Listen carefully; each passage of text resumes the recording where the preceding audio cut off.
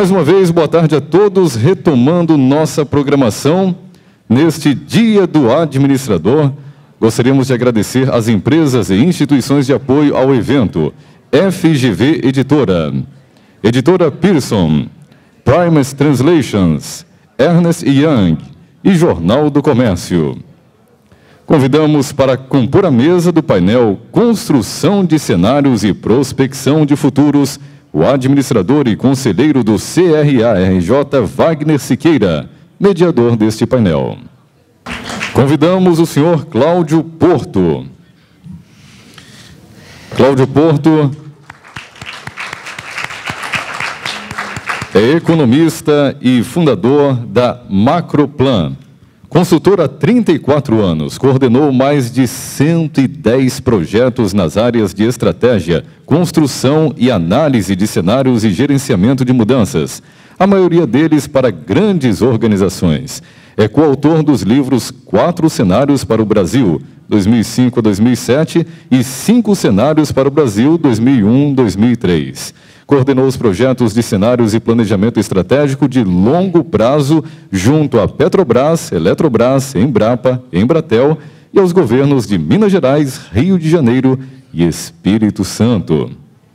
Convidamos agora a compor a mesa do painel o senhor Mauro Osório, economista e professor da Universidade Federal do Rio de Janeiro, doutor em Planejamento Urbano e Regional pelo Instituto de Pesquisa e Planejamento Urbano e Regional da UFRJ. Autor do livro Rio Nacional, Rio Local, Mitos e Visões da Crise Carioca e Fluminense, e organizador do livro Desenvolvimento Econômico Local da Zona Oeste do Rio de Janeiro e seu entorno. Sócio da EduTech, Educação e Tecnologia. Consultor de várias instituições públicas e privadas, autor de diversos artigos e trabalhos sobre o Estado do Rio de Janeiro, ex-dirigente de instituições públicas e privadas. Lembramos que aqueles que desejarem formular perguntas para os painelistas, favor preencher o formulário próprio que se encontra na pasta do evento e entregar à equipe de apoio. Senhor Wagner, por favor.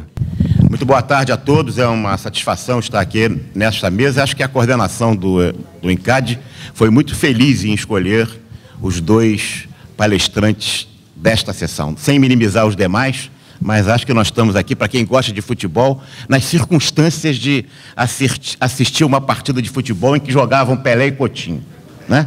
Onde o Coutinho era tão bom quanto o Pelé e o Pelé era tão bom quanto o Coutinho. Sem mais delongas, vamos passar primeiro a palavra ao Cláudio, que vai nos dar uma perspectiva mais nacional, e depois ao Mauro, que vai nos falar especificamente mais sobre o Rio de Janeiro. Boa tarde.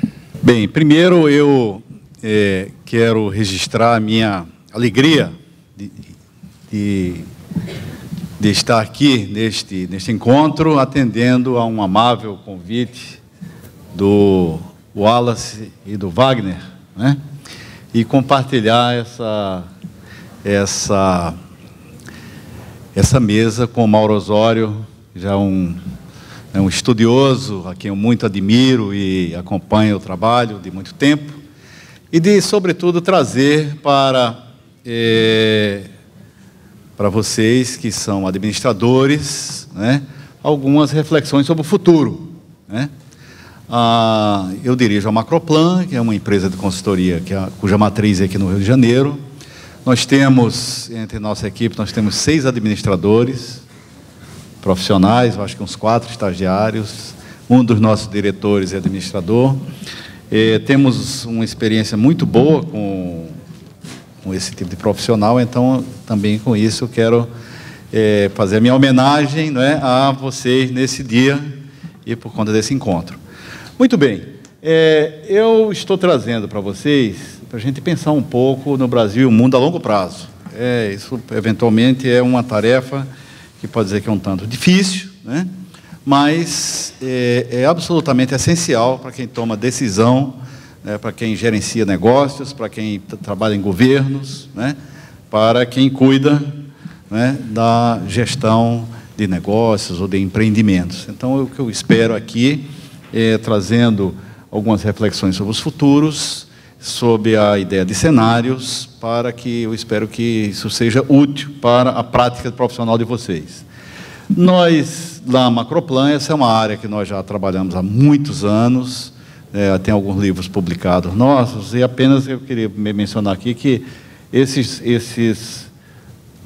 estou aprendendo aqui, esses dois últimos aqui, vocês podem fazer download no nosso site, www.macroplan.com.br. Esses dois estão disponíveis aí, são os mais recentes. A questão é o seguinte, um ponto para a gente trazer aqui para vocês é quanto ao significado de cenários, né? De fato, a gente trabalhar com cenários, a gente não vai tentar adivinhar o futuro, porque isso é impossível. O que nós fazemos, a nossa prática profissional, é tentar fazer uma reflexão sistemática para orientar as decisões e ações do presente com base em antecipações do futuro. Isso, dito de outro modo, é a prática, de um certo modo, da proatividade, né?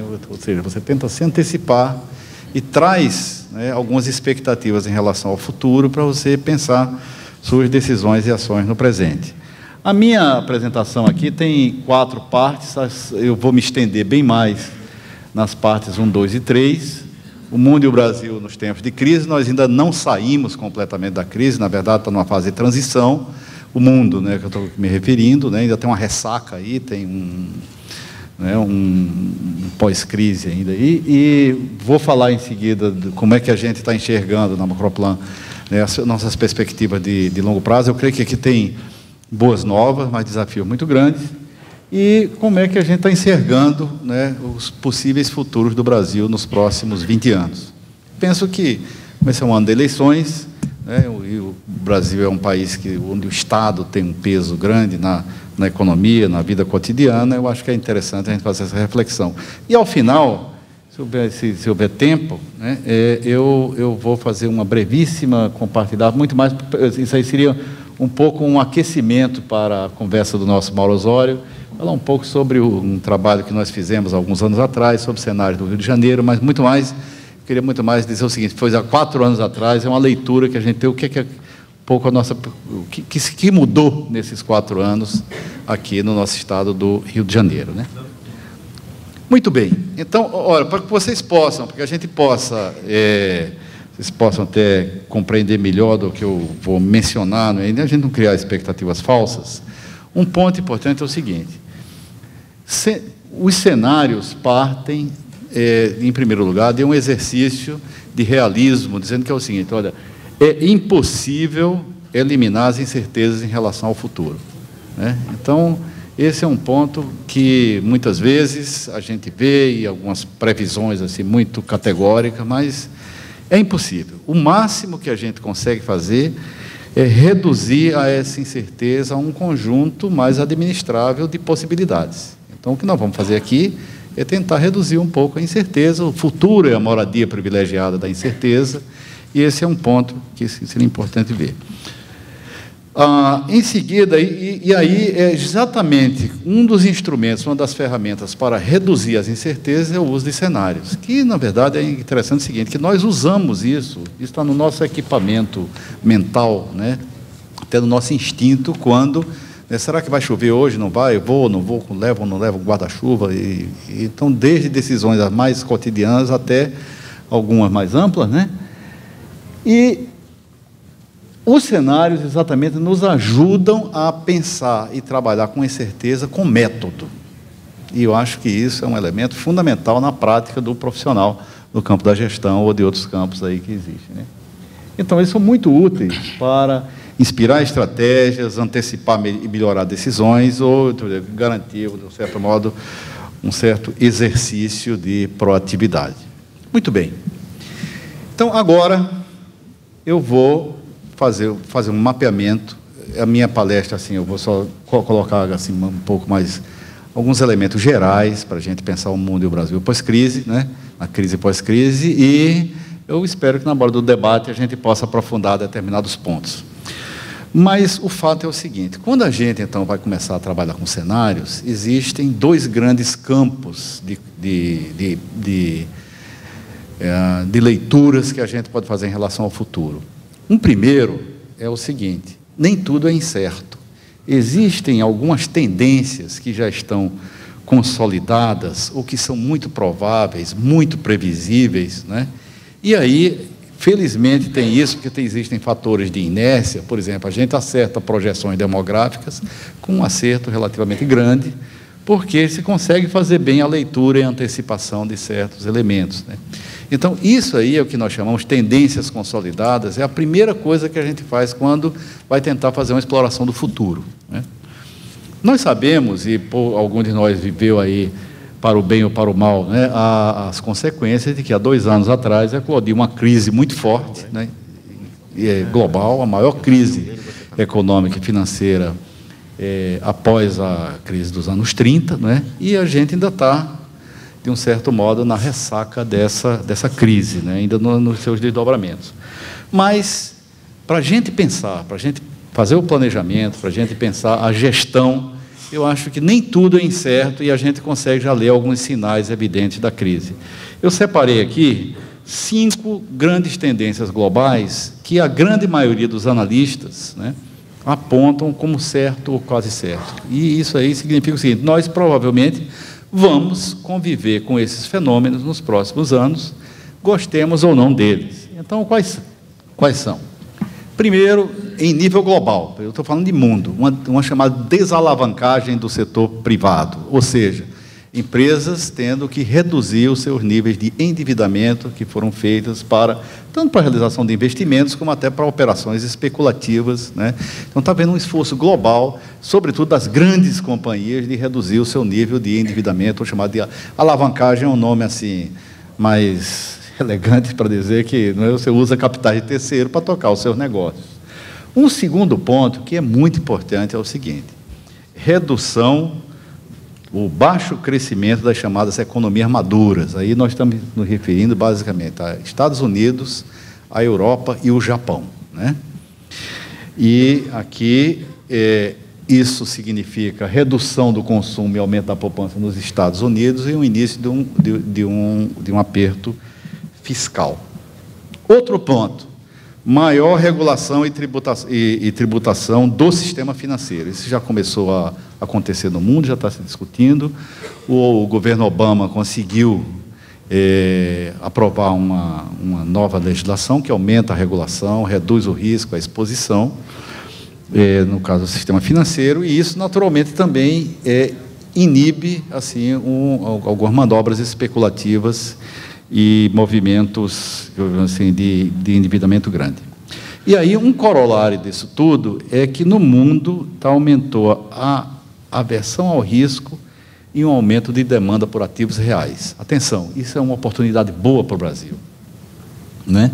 Nós temos hidrelétricas para construir, estradas para construir ou recuperar, né? Metrôs para expandir, e isso aí são ativos reais, né?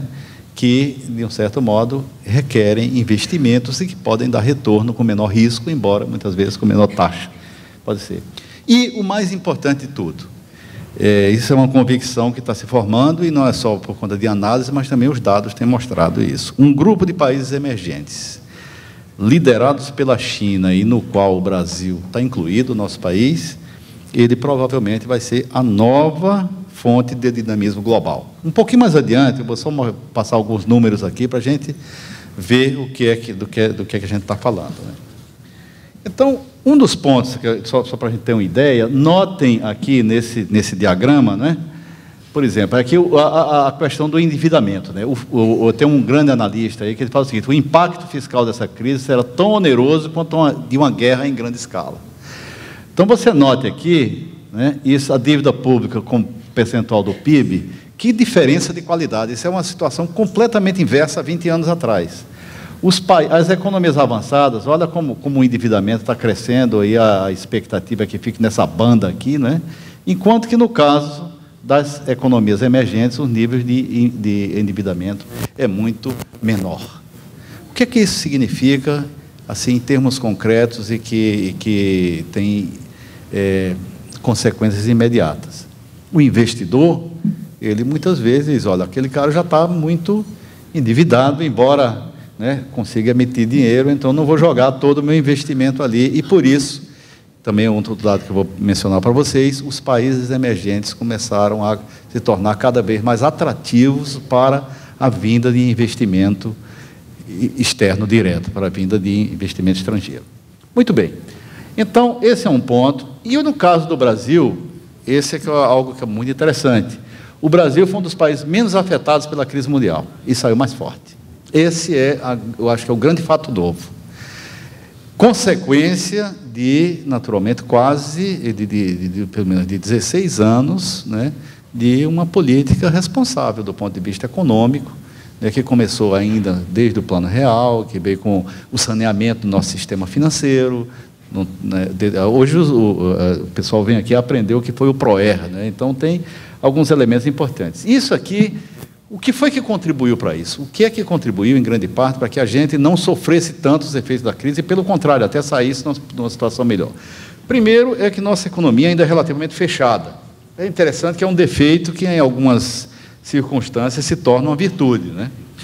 Além disso, temos um mercado interno de grande magnitude, né, de grande tamanho, e a política anticíclica que foi posta em prática, né, nesse tempo. O segundo ponto é que nós temos hoje uma das maiores redes de proteção social do mundo, que funcionam com eficiência, tipo Bolsa Família, Previdência, etc. Isso tem um custo, tudo tem um custo, mas, de fato, numa circunstância dessa, nos ajuda bastante. Inflação não é um problema de curto prazo. Ela tem tido um comportamento bastante razoável, né? A solidez do nosso sistema financeiro é uma blindagem contra crises de confiança. Depois tem um dado que eu vou passar para vocês. E, como consequência, tem um outro elemento que eu acho que é importante, é o seguinte: aqui está a prova. Isso aqui saiu ontem, né? O Brasil é o terceiro destino preferido de investimento estrangeiro. O primeiro é a China, o segundo é a Índia e o terceiro é o Brasil. Nós passamos os Estados Unidos como preferência disso, segundo pesquisas realizadas pela UNCTAD. Muito bem. Aí a gente pensa, bom, chegou a nossa vez, agora nós vamos bombar, vai ser uma maravilha, tudo. Quem, por exemplo, viveu a juventude, como no meu caso, na década de 70, diz, agora vai ser outra coisa parecida com aquela, não sei o quê, tudo. Mas a gente tem que ter alguma cautela, né? Porque se a gente olhar o passado recente, a gente tem que, quer dizer, não é exatamente essa facilidade toda. Esse é um dado que a gente tem que buscar na história para olhar essas coisas com uma certa cautela. O primeiro dado é o seguinte: de 1910 a 1974, o Brasil foi o país que mais cresceu no mundo, né? Nós crescemos, em média, 7% ao ano. Nós éramos o que a China é hoje, há um tempo atrás, né? De um certo modo. A partir de 80, nós entramos numa crise muito séria, né, arrefeceu, e nos últimos 20 anos, né, nós crescemos menos do que a média mundial. Então, nesse gráfico que está aqui, o mundo está em laranja, né, e a nossa média aqui, nosso Brasil, está aqui em azul. Mas, a partir de 2005, essa distância começou a encurtar, né, e nós começamos a superar a média mundial. Como aqui é um dado acumulado, né, então isso reduz. Bom, a grande incerteza é o seguinte: essa crise que está aí, será que ela vai abortar as nossas possibilidades de crescimento, né? Então, para a gente pensar o futuro do Brasil do ponto de vista econômico, né, e naturalmente nos desafios que isso traz para a gestão, tudo, a grande incerteza de longo prazo é o seguinte: nós vamos consolidar ou não uma trajetória de crescimento sustentado e em patamares elevados nos próximos anos. Será que a gente vai conseguir seguir bombando 5%, 6%, 7%, né?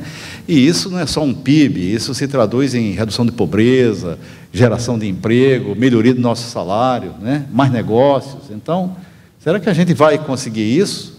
Então, para que a gente possa ter uma resposta que não seja na base do sim ou não, eu acho, né? Então, vamos mergulhar nessa incerteza agora e tentar compreender dois grandes fatores geradores que sustentam essa incerteza. Nós temos uma incerteza externa. Como é que vai evoluir o comportamento do mundo em relação ao Brasil? Eu não estou preocupado, lá vai ter guerra do Iraque, não sei o que, eu quero saber o comportamento do mundo em relação ao Brasil. Em segundo lugar, né, será que nós vamos fazer o dever de casa? Porque a questão é a seguinte, está tudo bem, está tudo bombando, né? Mas provavelmente quem mora na Barra sabe, né, o sofrimento que é para chegar no centro da cidade todos os dias, né? Tá certo? Quem às vezes tem que sair daqui para Belo Horizonte de carro sabe o risco que está correndo, né? Quem às vezes já sofreu alguns apagões aéreos, né? Então, ou seja, tem uma série de gargalos que dificultam, e aí tem aquela história do cara que às vezes é um craque, mas a bola vem rolando, mas ele não tem mais perna para alcançar a bola e fazer aquele gol, né? Bom, então, aí nós vamos agora, para ajudar a gente a pensar o futuro, vamos olhar um pouco, tá certo? O mundo, o que é que a grande maioria dos analistas está se falando em respeito ao futuro do mundo, e em seguida vamos olhar para dentro de casa, né? É onde eu é a parte mais extensa da minha apresentação. Basicamente, o que o pessoal está dizendo, depois dessa crise, você pode enxergar dois grandes cenários globais, né? O primeiro é o que nós chamamos o que está do lado direito, aqui, do meu lado esquerdo, né? Lado esquerdo, eu dizendo. Desculpem, estou me atrapalhando ainda um pouco com isso. É o chamado business as usual. Qual é a lógica desse primeiro cenário? Isso, olha, esses países mais avançados, Estados Unidos, Europa, Japão, etc. e tal, vão, né, eles passam por um certo momento de ajuste, mas depois, né, cura a doença e volta, manda ver como sempre, né? Então, volta aquela questão da... nós temos que verificar o seguinte, ainda os centros financeiros ainda estão muito concentrados nesses países, né? Então, você volta com um certo nível de endividamento, o dólar continua com uma moeda fraca, o negócio do meio ambiente se vai levando assim de qualquer jeito, ou seja, o mundo vai continuar mais ou menos como vinha rolando nos próximos 20 anos, como vinha rolando nos 20 anos anteriores, né? Então, a gente tem um papel, os países emergentes começam a ter um papel, mas são secundários nesse jogo. Tem um segundo cenário que, no começo, quando a gente começava a fazer algumas leituras há 3 anos atrás, que alguns analistas falavam e o pessoal achava que era uma coisa meio exótica, que é o do lado direito, é chamado a emergência dos emergentes. Ou seja, é uma situação em que a superação da crise econômica, ela se dá também com uma mudança para melhor, um peso maior dos chamados países emergentes, né, dentro da economia global. Então, por conta disso, sendo o fator de dinamismo, né? Então, vamos pensar assim, uma é o seguinte, é que a gente continua secundário no mundo, outra que a gente vai de fato para a primeira divisão e tem, né, um papel cada vez mais importante nessa época aí. Daqui um pouquinho mais na frente eu vou falar do Brasil dentro desses cenários aí, mas vamos ficar com isso na cabeça. A gente pode ter nos próximos 20 anos um mundo que é muito parecido com o que foi vivenciado aí, onde as grandes locomotivas são ainda as economias maduras, ou um mundo que vai se transformando e no qual os chamados países emergentes, China, Índia, Brasil, Rússia, né, a Indonésia, Vietnã, Taiwan, etc. e tal, vão ganhando espaços crescentes, né, nesse novo cenário, né? Muito bem, agora vamos olhar para dentro de casa. Nosso futuro, o Brasil, nosso futuro está garantido, chegou a nossa vez, está tudo dominado, né? Como, às vezes, né, algumas lideranças políticas dizem, não, agora, né, agora está tudo dominado, está tudo, resolvemos tudo. Então, nós temos que pensar, se eu quero olhar um pouco mais longe, eu tenho que sair da visão mais da conjuntura, do dia a dia, e olhar alguns fatores estruturais. E aí, para a gente pensar o futuro do Brasil, nós temos que fazer um balanço entre o que nós chamamos as potencialidades e os gargalos estruturais do Brasil. Se eu estiver fazendo um balanço do ponto de vista contábil, é como se as potencialidades fossem os meus ativos e os gargalos fossem os meus passivos, né? Como é que fica essa balança aí? Primeiro vamos falar das potencialidades, né? Aí eu vou evidenciar algumas e depois dos gargalos e ver como é que isso em seguida se cruza com aqueles cenários que foram mencionados. Claro, nós temos imensas e inúmeras potencialidades. Do ponto de vista assim, da maioria dos estudos e análises e fatores que têm um certo peso relevante, eu destaquei 8 para conversar com vocês. Quer dizer, esses seriam nossos ativos estratégicos principais, né? Primeiro, temos diversidade e abundância de fontes de energia. O Brasil é uma potência energética. Ponto final. Isso tem dados e fatos que evidenciam isso, mesmo antes da pré-sal. Isso é importante ver. Segundo ponto, disponibilidade de água e solos agricultáveis. Nós somos a maior reserva de solos agricultáveis e de água potável do mundo. Terceiro ponto, um mercado nacional integrado de grande escala, com segmentos mundialmente competitivos, né? Só para dar um exemplo para vocês, nossa produção de carne, de frango, de aeronaves, né? De alguns segmentos de vestuário, etc., nós temos, né, posições muito competitivas, papel e celulose, produtos siderúrgicos, etc. Solidez do sistema financeiro nacional. Isso está fazendo uma diferença enorme na percepção de risco do Brasil, né? Outro ponto, a dimensão e dinamismo do mercado interno. Isso é um ativo estratégico fundamental. Aí, de um ano para cá, começou a se falar da nova classe média, a classe C, e agora já tem dados indicando de que a classe D, embora esteja diminuindo de tamanho por conta da mobilidade social para cima, isso é uma ótima notícia, ela está com um poder de compra superior ao da classe B, a essa altura. Ou seja, uma massa de recursos aí, e isso dinamiza muito aqueles pequenos negócios, e, né, bens de consumo semiduráveis, etc. A pujança do novo mercado acionário, acúmulo de reservas internacionais e a diversificação de mercados. Eu não vou passar por cada um desses itens. No site do CRA, a partir de amanhã, essa palestra está disponível para vocês fazerem download. Eu não vou passar um por um, porque inclusive não daria tempo, mas eu vou passar alguns destaques para vocês, né? Então, eu selecionei os seguintes. Primeiro, diversidade e abundância de fontes de energia, inclusive renováveis, né? Nós estamos com uma previsão de quase que dobrar a nossa produção do petróleo, comparando em relação a 2008, né? E aí isso tem a ver com a reserva do pré-sal, que depois vai ter um impacto, inclusive, aqui no Rio de Janeiro. Mas isso tem um outro ponto que eu até considero que é até mais importante do que isso, é a nossa força em bioenergia, porque a energia é limpa, né? Estamos com uma forte expansão e hoje já é a segunda fonte de geração primária de energia. E um grande potencial de energia hidráulica. A nossa matriz energética é uma das melhores do mundo, né? Outro ponto importante é isso aqui, olha. Isso é valiosíssimo nesse planeta e, sobretudo, se confirmar aquele cenário da emergência dos emergentes, né? Porque é um povo que vai querer comer cada vez mais, né?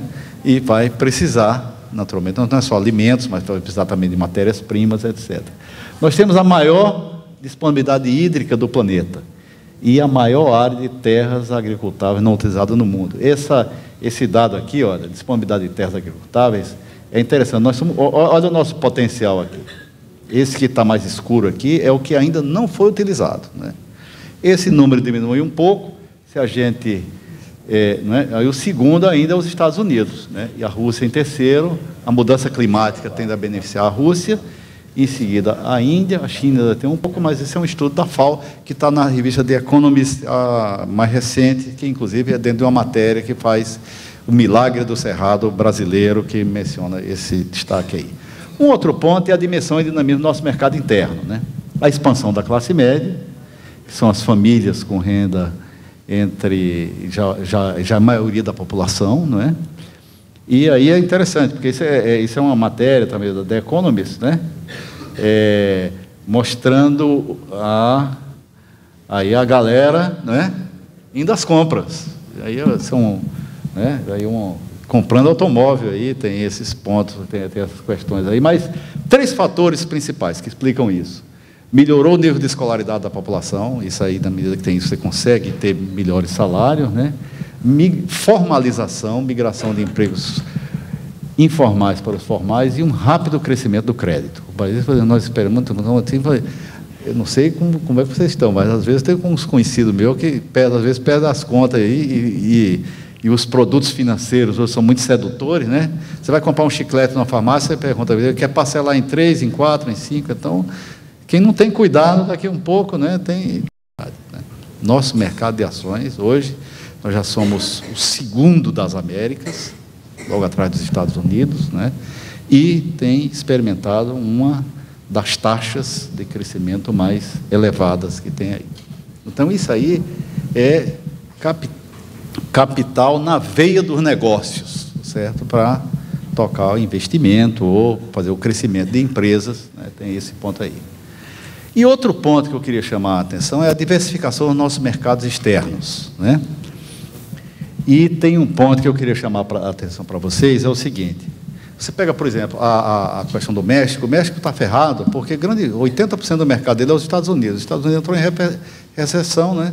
Nós, quando estudamos estratégias de empresas ou questão de administração, não ponha todos os seus ovos no cesto só. Você fica muito vulnerável se concentrar em cima de um cliente só. Então, no nosso caso aqui, nós temos aqui essa pizza que assim, a composição dos destinos de nossas exportações, eles são bem mais equilibrados. Mas o que eu queria chamar a atenção de vocês é que a ampliação das vendas, ela revela uma forte complementaridade com a China. E isso é um forte ativo estratégico. Até o povo está dizendo, o mundo antes funcionava com 2 motores, era a China e os Estados Unidos. Um motor desligou, mas esse outro está tocando. E nós estamos, né, exatamente com forte relação de complementaridade, sobretudo vendendo alimentos e minérios, ou chamado commodities industriais. E aí eu queria que a gente pensasse um dado, para a gente dizer, não, mas a China é isso aí, mas pode ter uma crise aqui, acolá, etc. e tal. Eu trouxe para vocês, isso é o seguinte, tem um ponto aqui que isso aqui é certo ou quase certo. Olha, nós hoje somos cerca de 7 bilhões, né,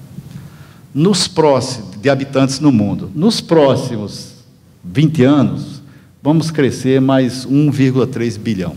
Esse não é um dado. Então, vai ter mais 1,3 bilhão de habitantes no mundo, né? Então, 5 Brasis aí, né, arredondando, 5 ou 6, vão estar se acrescentados à população do mundo, né, nos próximos 20 anos. De onde é que vem o grande crescimento? Olha aqui, essa coisa vermelha aqui.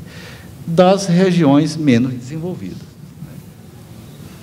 E o que é importante é o seguinte, é de que, ao mesmo tempo, o que acontece, distintamente do passo anterior, é de que esse fenômeno de ampliação das classes médias, ele está acontecendo não só no Brasil, mas no mundo inteiro. Só tem 2 países, mais recentemente, onde a classe média tem diminuído para empobrecida. A Venezuela e a Argentina.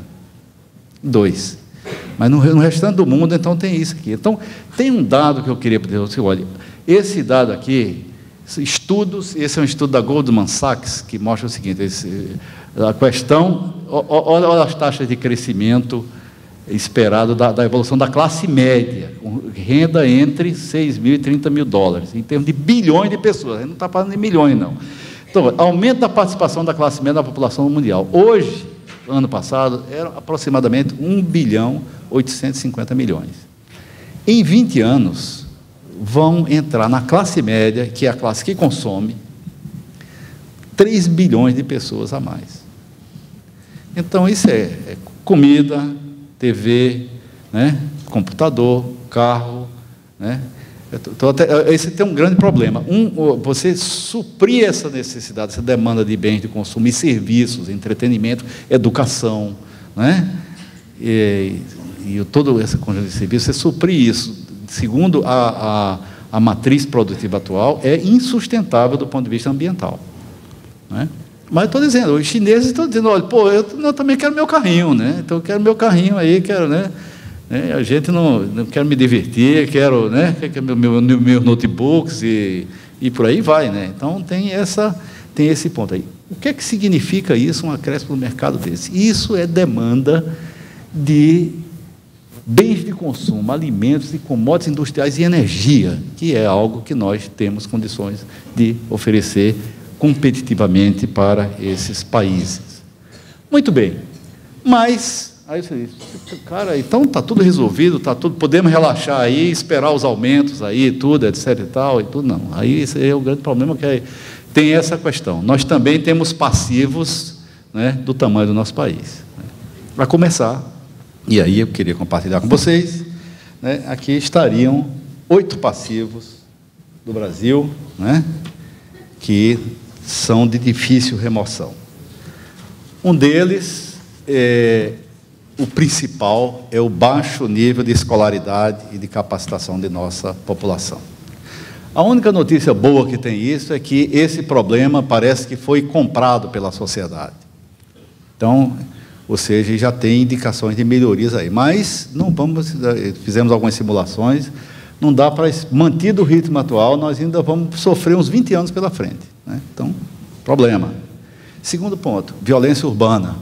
Alguém aqui já foi fruto de alguma coisa de violência urbana? Alguém já foi assaltado, roubado, uma coisa assim? Olha, eu fui, né?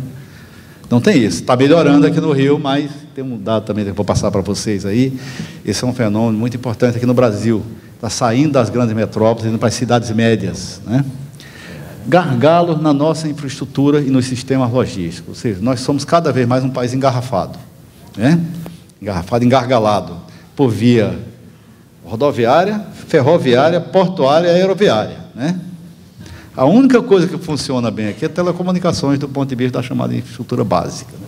Outro ponto, pagamos muito imposto, e o que retorna para nós é muito pouco, porque tem uma má qualidade do gasto público. A gente poderia, na hora do debate, discutir um pouco disso, que eu acho que é um papel onde a gestão pode ter um papel fundamental aí para ajudar a superar esse gargalo. Déficit da Previdência, isso é uma bomba relógio, e pressões crescendo sobre o sistema previdenciário, excesso de burocracia, pressão antrópica, só pressão sobre o meio ambiente, né? E nós somos um país com baixo desempenho em pesquisa, desenvolvimento e inovação. Isso aí talvez seja o nosso gargalo mais preocupante, junto com o da educação, se a gente pensar a nossa competitividade futura, né? Então, isso é o que são fatores que podem, se a gente não cuidar deles, nós podemos perder a chance, né, de entrar e ficar na primeira divisão. Quando eu falo de primeira divisão, é o seguinte: entrar no rol de países desenvolvidos. Muito bem. Então, está aqui, isso aí eu acho que boa parte que vocês sabem, aqui existe um teste que é feito no mundo, é o teste PISA, né? Eu estou com o resultado de 2006 aí, nós somos o antepenúltimo colocado, né? Quer dizer, se fosse como aquela tabela do Campeonato Brasileiro, certamente seria rebaixado, o Brasil seria rebaixado nesse item aí, tá certo? Seria, né? Então, é uma situação vexatória, né? Então, tem essa questão, né? Isso é um ponto fundamental. Segundo ponto, carga tributária.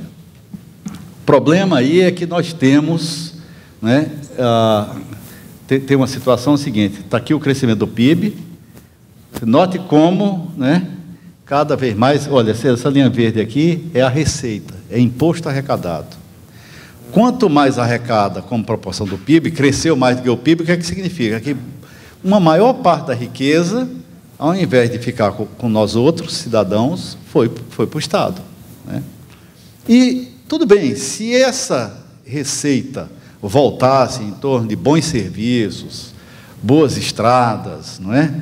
Bons investimentos, etc., tudo bem, mas a gente sabe, e aí um grande problema é que a qualidade do gasto no Brasil, existem inúmeras evidências, o gasto público é muito ruim, né? Principalmente porque boa parte do gasto, ela se dá com o aumento da chamada despesa corrente, se investe pouco. O Brasil, nosso setor público é um que tem dificuldade de conseguir investir. Essa é a questão da Previdência. Aí é só começar a fazer conta que a gente começa a se angustiar muito, né? Então, é uma situação insustentável a médio prazo. E esse é um tempo aí que vocês que trabalham com administração e gestão sabem o que é essa praga, né? Então, excesso de burocracia. Saiu ontem a pesquisa, que todo faz, do Fórum Econômico, né? Do In Business. Nós somos o 122ª posição no ranking de facilidades para fazer negócio. Quer dizer, estamos quase que no último quartil, né? caímos do 56º para 58º lugar em competitividade. Tempo médio de abertura da empresa, 152 dias. Na Austrália, são 6 dias. Né? E para fechar, 4 anos. E nós temos uma justiça que é cara e lenta. Quem já teve problema com a justiça sabe, quando é réu até que é bom negócio. Né? Mas quando tem um problema aí, né? Juizado de pequenas causas. Tive um problema aí de uma cadeira que eu comprei e tudo, passei 8 meses para poder resolver isso. Uma cadeira, né? Então, o tempo que a gente gasta por conta disso. Bem, então, aqui estão algumas indicações dos nossos gargalos. E são gargalos muito sérios, não se resolve do dia para a noite, né? E aí a grande questão é o seguinte: como é que a gente, fazendo o balanço de 2 fatores, daqueles mundos que a gente pode enxergar e dos nossos ativos e passivos estratégicos, quais são os possíveis futuros do Brasil nos próximos 20 anos, né? Então, vou fazer um breve exercício aqui. A grande incerteza é o seguinte: com que intensidade nós vamos enfrentar aqueles gargalos estruturais ao desenvolvimento? Quer dizer, com que intensidade nós vamos fazer o dever de casa, né, nesses 20 anos? Vamos resolver o problema da educação, né, resolver o problema das nossas estradas, ferrovias, portos, aeroportos e sistemas logísticos, né? Nós vamos racionalizar mais essa carga tributária, fazer uma carga tributária mais civilizada, né? Vamos melhorar nossa poupança, vamos resolver, equacionar o déficit da Previdência, né?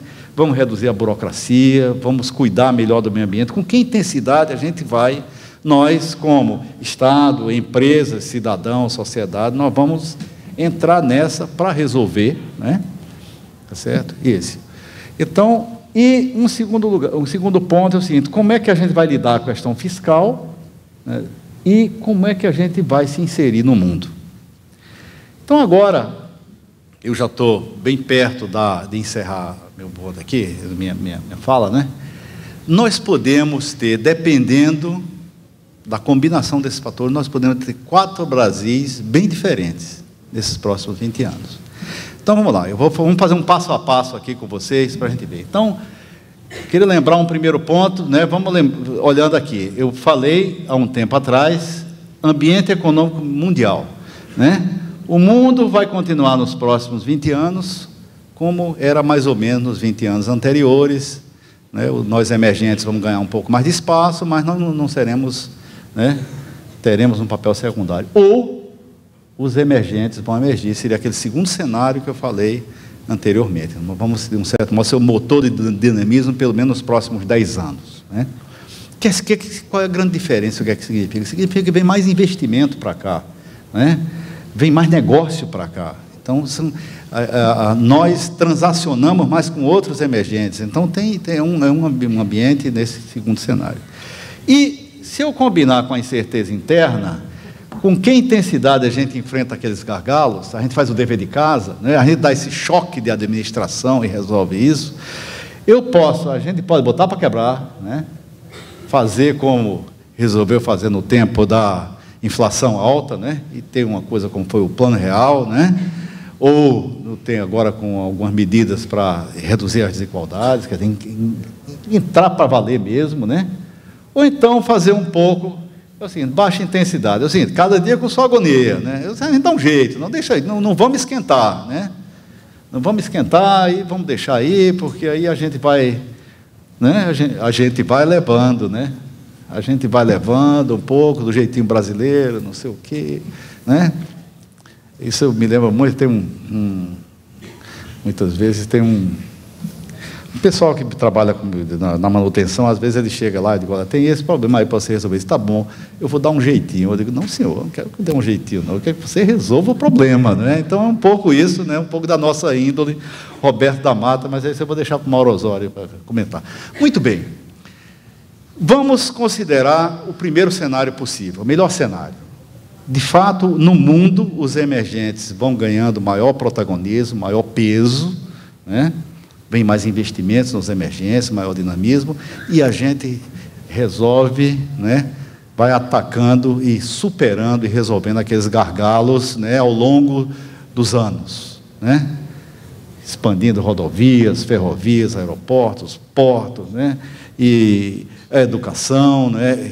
Reduzindo a burocracia, melhorando a qualidade do gasto público. Nós daríamos um salto para o primeiro mundo. Em 20 anos, o Brasil conquista uma prosperidade sustentável e em 20 anos nós alcançaríamos os padrões, né, de vida, né, da Itália de hoje. Então, esse é um cenário. Nós fizemos todas as simulações, todos os estudos, absolutamente plausível, factível, né? Tem que fazer o dever de casa, né? A gente tem que perder um pouco aqueles quilinhos a mais, né? Malhar um pouco, enfim. Então, tem esse ponto. Muito bem. Vamos admitir agora um segundo cenário, que é o seguinte.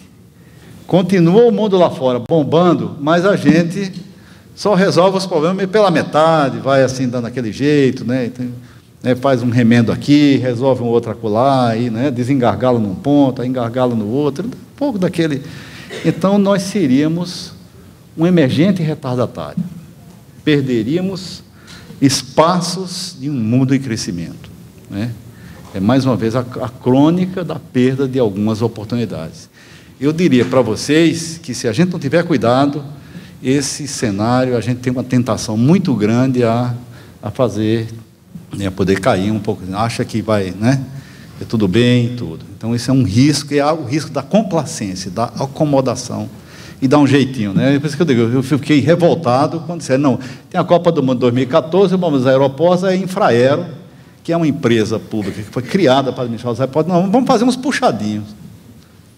4 anos de antecedência, e é isso aí, começa a fazer puxadinho, a gente vai ficar, né, cai para a 2ª divisão de novo, né?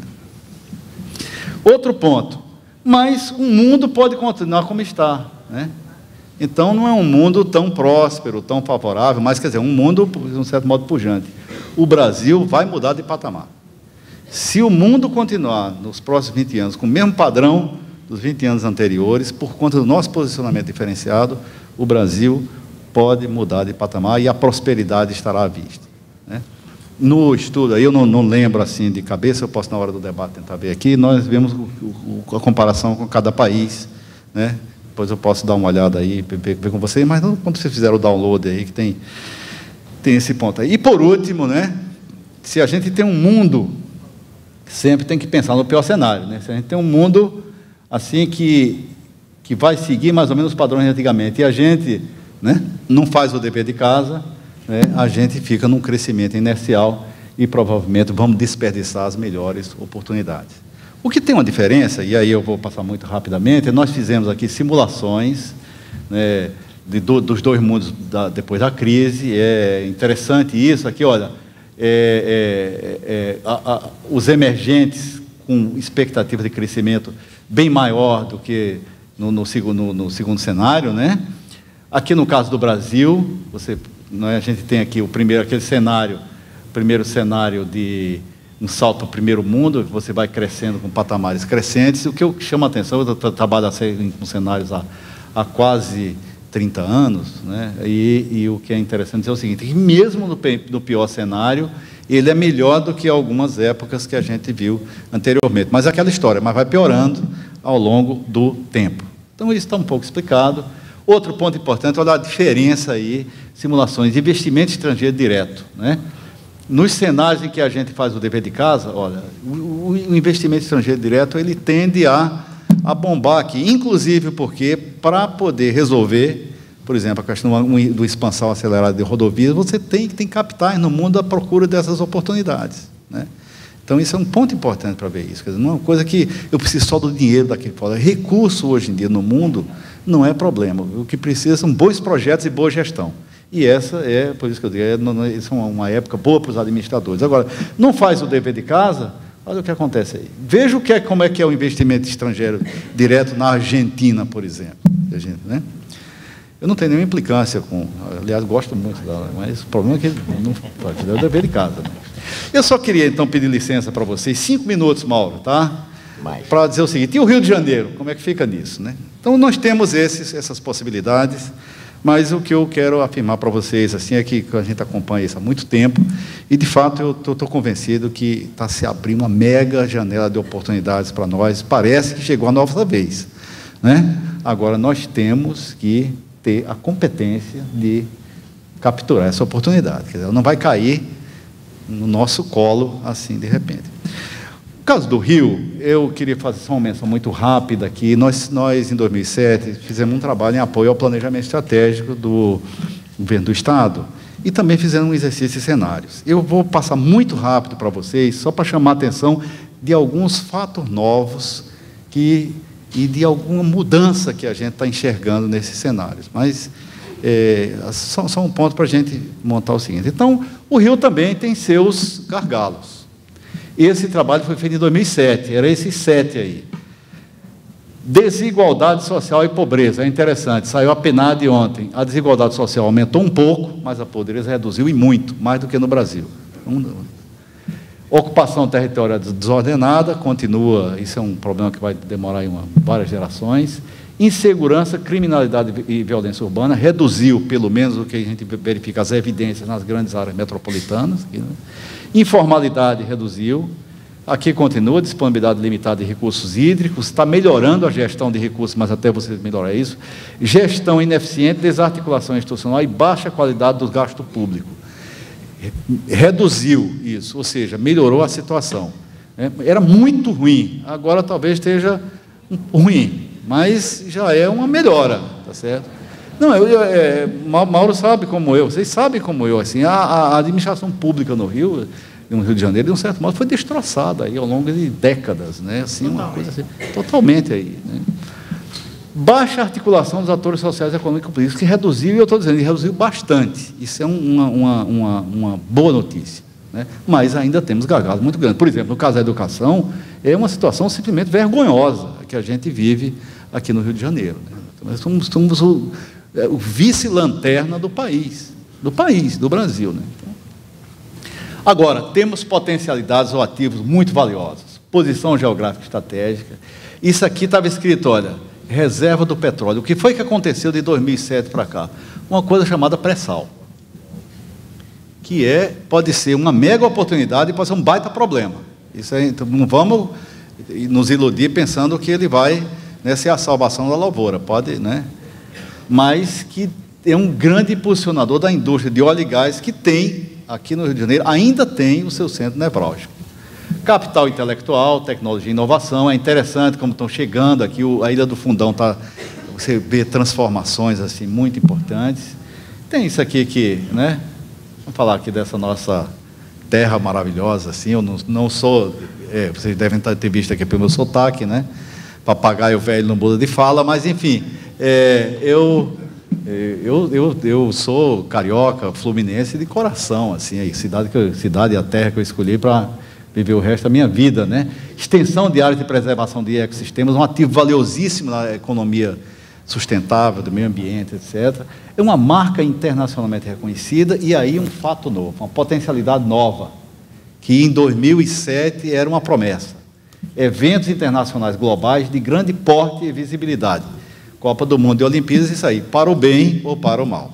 Vamos achar que, né, está tudo dominado, bom, aí nós fizemos, eu não vou entrar nessa, vocês não estão nem conseguindo ler isso aí, mas nós fizemos em 2007 um exercício identificando, para gerar os cenários do Rio, as variáveis mais críticas, né, que são aquelas mencionadas lá em cima, que seriam qualidade da gestão pública, qualidade do ambiente de negócio e articulação entre atores econômicos e políticos, fatores externos, crescimento brasileiro, eficácia das políticas públicas e demanda global por produtos e serviços fluminenses como fatores internos. Eu só queria chamar a atenção para vocês que, ao fazer uma análise da situação de hoje, tem duas variáveis novas que ganharam relevância. Uma ganhou densidade, nível de exploração e produção do petróleo pré-sal.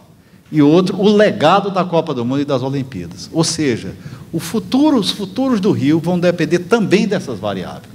Né? E elas, se nós fizermos o dever de casa bem, elas podem ser uns grandes alavancadores. Para concluir, então, aí tem alguns dados sobre o pré-sal, mas para passar nós, então, pensar no mesmo modo de fazer aquele exercício esquemático, estou quase concluindo aqui, é o seguinte: como é que a gente pode gerar futuros, pensar os futuros agora aqui do Rio de Janeiro? São duas grandes incertezas. Como vai evoluir o contexto externo ao Rio de Janeiro nos próximos 20 anos? Demanda global por produtos e serviços fluminenses, padrão de desenvolvimento econômico e social do Brasil, eficácia das políticas públicas federais, que ainda é um Estado que ainda é muito impactado por isso, e a exploração do pré-sal. Então, isso aí está fora do nosso controle. E, de um lado, uma visão mais otimista, que a evolução poderia ser predominantemente favorável, ou uma evolução predominantemente desfavorável, né? Pode ser que do pré-sal se leve todos os royalties que tem aqui e deixe somente os danos ambientais, né? Tá certo? E o encarecimento do custo de vida, que é muito comum ter uma situação dessa aí, né? Segundo ponto é como é que vão evoluir a qualidade da gestão pública, das instituições fluminenses, do legado da Copa do Mundo e das Olimpíadas e do ambiente de negócios. Pode ter também uma evolução predominantemente negativa ou positiva. E aí nós temos 4 cenários, a semelhança daquele, o contexto externo predominantemente favorável ao Rio ou desfavorável, e os internos têm uma evolução predominantemente positiva ou predominantemente negativa. E os cenários que eu vou apresentar para vocês é o nome de alguns passarinhos que tem aqui na fauna aqui, fluminense, né? Mas também nos slides tem um detalhe. O melhor cenário seria esse que a gente chama o salto do boto cinza, né? A transformação renovadora com prosperidade. É quase que um rebatimento daquele, né? O Brasil vai primeiro mundo, o Rio também vai junto, nós vamos junto com ele. Pode ter essa situação, né? Uma segunda situação é aquele parecido com a do Brasil, a gente chama no ritmo das aipichunas, que é a preguiça, né? O bicho preguiça. Inércia e retrocesso, o mundo está bombando lá, e hoje está dando uma canseira, né? Não, vamos enforcar isso tudo, deixa para fazer o dever de casa semana que vem. Então, às vezes, tem um pouco isso, né? Outro que é interessante é que, mesmo se o cenário for desfavorável, mas se a gente fizer o dever de casa, existem ativos que dá para a gente ter um voo parecido como o Biguá, né? Transformação persistente em um contexto desfavorável, né? E, por último, a gente não pode deixar de pensar no outro cenário, é andar no passo do caranguejo com a crise de decadência. Se a gente olhar do ponto de vista da história do Rio, nós já passamos por esses 4 cenários. Para concluir, o último ponto que eu queria mencionar para vocês aí, né, é só o seguinte: essa era a situação real em 2007, mais ou menos, estilizando aqui, né? A gente tem no início de 2007 um cenário onde você tem muitos fatores desfavoráveis e os condicionantes internos eram difíceis, né? Tá? Então, aí a resultante de um conjunto de pesquisas e evidências que nós reunimos, eu só trouxe aqui uma visão simplificada para você. A boa notícia é que o cenário está mudando. E está, né? O cenário aqui do Rio está mudando e está se aproximando, está tendendo aos melhores cenários. Não está nada dominado, tem muito trabalho pela frente, mas os resultados podem ser muito diferentes, né? Para vocês terem uma ideia, só para trazer aqui, né? Nós temos aqui as diferenças de PIB, riqueza, mas esse aqui que é interessante, taxa de homicídio por 100 mil habitantes. Em 20 anos, né? Tá certo? Se nós podemos, inclusive, ter uma situação de piora nos piores cenários, mas chegar, por outro lado, a patamares bastante civilizados, se os melhores cenários acontecerem. Bom, então é isso. Mais uma vez eu queria destacar para vocês, agradecer a paciência, né? O que é que vai acontecer? A gente não sabe, mas é provável que o mundo, o Brasil e o Rio de Janeiro, provavelmente vão transitar por aí. Esses materiais todos vocês têm aqui. Desculpem, eu demorei um pouco mais além, mas esse é um tema que me apaixona, né? E vamos fazer a nossa parte, né? Para, né, que o Rio dê aquele salto para o futuro e o Brasil também. Muito obrigado. Muito obrigado, Cláudio. Convidar o Mauro Osório, então, para fazer a sua exposição. Muito bom. Pedir para o Israel passar, senão vai me atrapalhar mais do que o Cláudio. Mas agradecer muito, segunda vez que eu já venho aqui, e é muito bom vir uma segunda vez, é sinal que não fui tão mal assim na primeira, né? E pelo menos passei raspando, né? Mas agradecer ao Wallace, ao Conselho Regional de Administração, o Wagner também, amigo de longa data, eu já convivo sou economista, mas às vezes confio em muitos economistas, e e já fiz muitos trabalhos junto com o Conselho Regional de Administração, fui subreitor da Universidade de Estácio de Sá. Na época, o Wagner ajudou muita gente, inclusive em cursos inovadores de graduação tecnológica. Então, a minha gratidão aí com o CRA e com o Wagner é muito, muito grande, é um amigo de longa data, todos aqui do CRA. Eu vou começar pelo Rio de Janeiro e depois, para a gente animar um pouquinho o debate e politizar um pouquinho também a discussão, fazer algumas ponderações com relação à apresentação do Cláudio, que foi excelente. Eu também já tive a oportunidade de trabalhar com a Macroplan, fizemos um trabalho junto lá em Caxias, só quem já teve Caxias conhece aquela população, que é uma população maravilhosa, e o nível de carência existente lá e da gestão pública, que é também uma coisa extremamente complicada e que tem muito que melhorar. O Cláudio Porto falou da questão previdenciária, isso é uma coisa fundamental no Brasil. Eu presido o Conselho de Informação e Estratégia da cidade de Janeiro, vinculado à Prefeitura Instituto Pereira Passos. Ontem estava lá o presidente do IBGE, e algumas sinalizações apontam, em 1900, provavelmente, pela idade média de vida, a maioria de nós aqui já estaríamos mortos, porque se vivia no Brasil em torno de 30 anos de idade. Ontem o presidente do IBGE estava dizendo que não tem os números, mas que, possivelmente, o censo vai apontar que hoje já tem mais de 100 mil pessoas com mais de 100 anos de idade. Eu espero que isso aumente, né? Principalmente nós, né? Já passamos um pouco aí dos 50, então eu espero que chegue a 110, 120, quanto mais melhor. Mas é claro que tudo isso traz desafios novos e traz a discussão, e a graça da vida é exatamente a gente nunca ter certeza absoluta das coisas. Então, eu vou começar aí pelo nosso Rio de Janeiro, que é tão pouco discutido, ainda tem muito que avançar. Eu sou da Universidade Federal do Rio de Janeiro, criamos lá agora um observatório de estudos sobre o Rio de Janeiro, mas até hoje o Rio de Janeiro ele sempre foi um espaço nacional, né? Esse, inclusive, é um dos nossos patrimônios. E eu tive a oportunidade de estar na Europa no final do ano, Wagner. Cheguei lá, comprei um cartão de telefone público europeu, e nas costas do cartão de telefone público europeu, quando eu viro, tinha o Cristo Redentor. Então, na verdade, a marca Rio de Janeiro é uma marca maravilhosa. Por outro lado, quando cheguei em Turim, tem um sobrinho morando lá, e ele me disse que tinha um prostíbulo lá chamado Garota de Ipanema, né? Então, são os dois aspectos da imagem brasileira e carioca do exterior, e espero que a primeira cada vez prevaleça mais, né? Mas, enfim, depois dessa piadinha, sempre é bom para animar o debate, mas é impressionante a coisa da marca brasileira. Eu acho que a marca brasileira foi uma das coisas que mais, e a marca carioca, foi uma das coisas que mais contribuiu para nós ganharmos as Olimpíadas. Eu gostaria de lembrar que o projeto do Rio de Janeiro ele foi o 5º. Ele entrou porque, agora não me lembro qual foi o país que acabou desclassificado, porque queria mudar a data de eleição, de realização das Olimpíadas, não podia. E nós entramos, na verdade, pelo projeto na repescagem. Então, a marca brasileira, a articulação dos governos federal, estadual e municipal, o fato de nunca ter tido Olimpíada na América Latina, né? Então, a conjunção de fatores acabou levando ao Rio de Janeiro a ter essa possibilidade, um conjunto de eventos muito importantes. Começa pelas Olimpíadas Militares de 2011, passa pela Copa das Confederações, vem a Copa do Mundo de 2014 e depois as Olimpíadas e as Paralimpíadas. Então, realmente, o Rio de Janeiro vive perspectivas bastante positivas para frente, mas, como o Cláudio colocou muito bem, nunca a vitória certa é dada, né? E essa é a graça da vida e a graça, por exemplo, do futebol, que sempre tem um nível de incerteza bastante grande, por isso é um dos esportes mais populares do mundo. Vamos lá, por favor. Esse primeiro dado mostra a catástrofe que nós, no Rio de Janeiro, vivemos nas últimas décadas, né? O Rio de Janeiro ele perde 34% de participação no PIB nacional.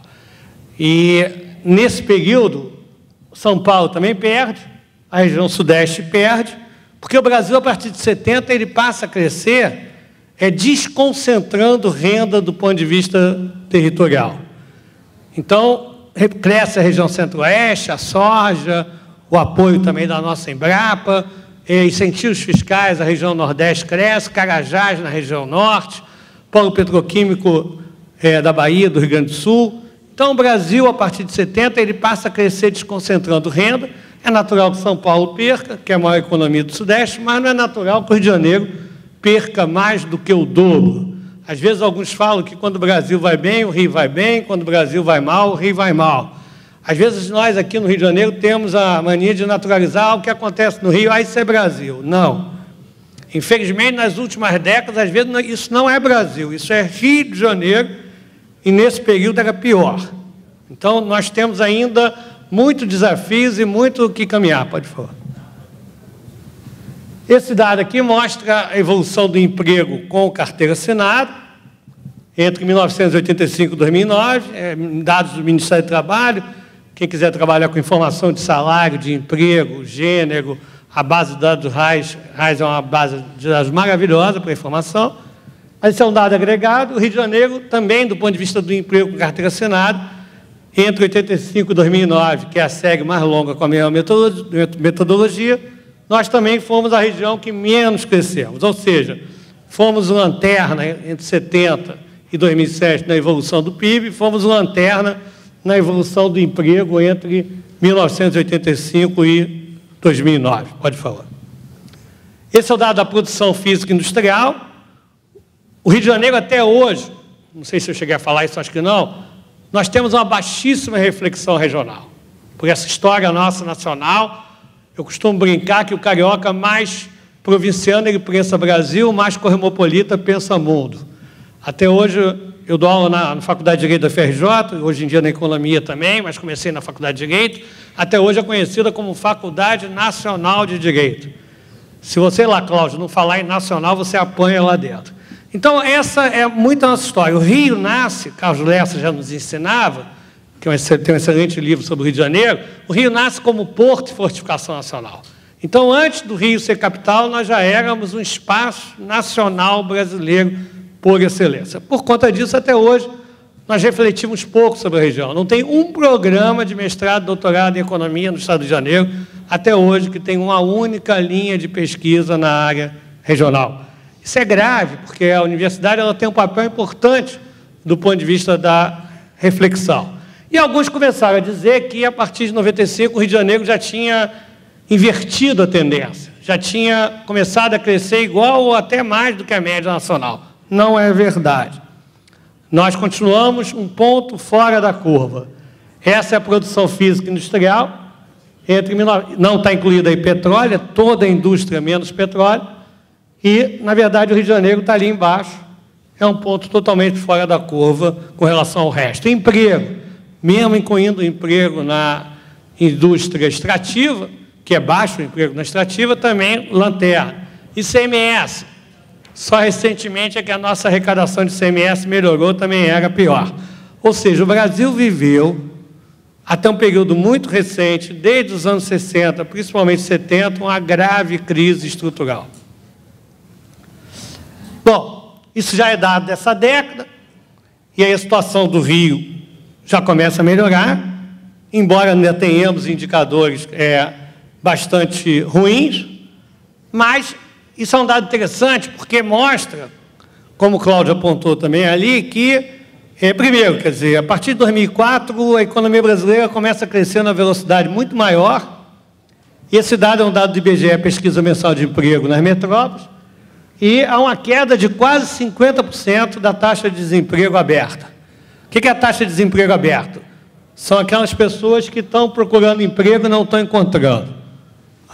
Hoje, no Rio de Janeiro, na cidade do Rio de Janeiro, esse dado é um dado para regiões metropolitanas, e a Prefeitura da cidade do Rio de Janeiro, a partir da gestão passada, fez um convênio com o IBGE, e hoje nós temos alguns dados que só existem para as metrópoles, mas que, no caso do Rio de Janeiro, o Instituto Pereira Passo, vinculado à Prefeitura, ele tem dados para a cidade.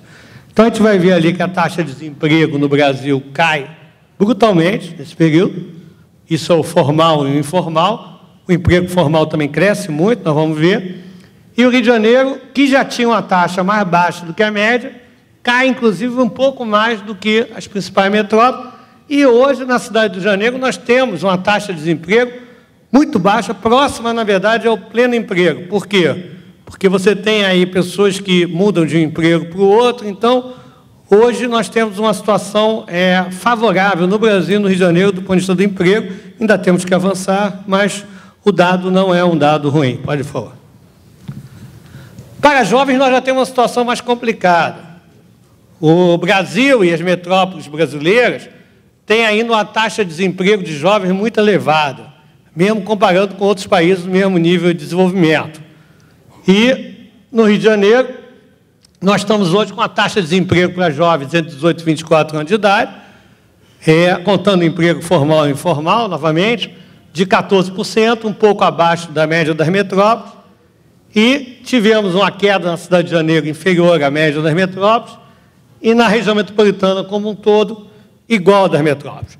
Eu vou mostrar aí, quer dizer, o Cláudio tinha falado da questão da Previdência, hoje a população na cidade do Rio de Janeiro não cresce mais. A população jovem da cidade de Janeiro começa a cair. E aí eu vou estar discutindo aqui a questão territorial e vou fazer uma provocaçãozinha, uma sugestão. Quem mora na Barra e está com dificuldade de transporte, talvez valesse a pena mudar para a zona portuária.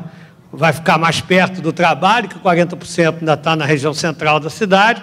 E, na verdade, você tem que levar a infraestrutura para regiões mais distantes da cidade, mas estimular crescimento adicional em regiões onde não tem infraestrutura, na cidade que populacionalmente não cresce mais, eu acho que é uma reflexão interessante de nós trazermos aqui para todos, né? Mas, enfim, esse é outro dado, quer dizer, emprego de jovens ainda é um desafio.